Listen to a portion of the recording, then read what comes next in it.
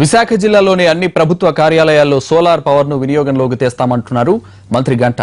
ప్రభుత్వ పాలసీలో భాగంగా విశాఖ ఎంవీపీ కాలనీలోని తన ఇంటిపై అమర్చిన సోలార్ ప్లేట్లను ప్రారంభించారు ఆయన. దేశంలో 10% సోలార్ పవర్ ను ఏపీ నుంచి ఉత్పత్తి చేయాలని ప్రభుత్వం భావిస్తోందని, అందులో భాగంగానే ప్రతి ప్రభుత్వ కార్యాలయాలతో పాటు ప్రజాప్రతినిధుల ఇళ్లపై ఈ సోలార్ ప్లేట్లను అమర్చుకునేందుకు ప్రయత్నాలు ప్రారంభించామన్నారు. 50% ప్రభుత్వ సబ్సిడీ మినహాయింపుతో 2 లక్షల రూపాయలతో ఏర్పాటు చేసిన ఈ సోలార్ ప్లేట్ల ద్వారా తన ఇంటికి అవసరమైన విద్యుత్ అందుతుందని మంత్రి తెలిపారు.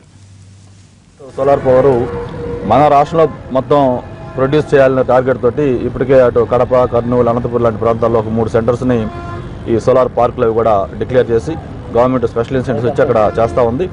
అందులో భాగంగానే ఈరోజు మన విశాఖ జిల్లాలో కూడా మా స్కూల్స్, వెల్ఫేర్ హాస్టల్స్, అలాగే అన్ని ఎంఆర్ఓ, ఎండి ఆఫీసులు వీటన్నిటిపైన కూడా ఈ 125 బిల్డింగ్స్ మొత్తం వాటిలో ఈ సోలార్ పెట్టాలని కూడా ఒక ప్లాన్ చేస్తా ఉన్నాం. జిల్లా కలెక్టర్ కూడా చెప్పడం జరిగింది.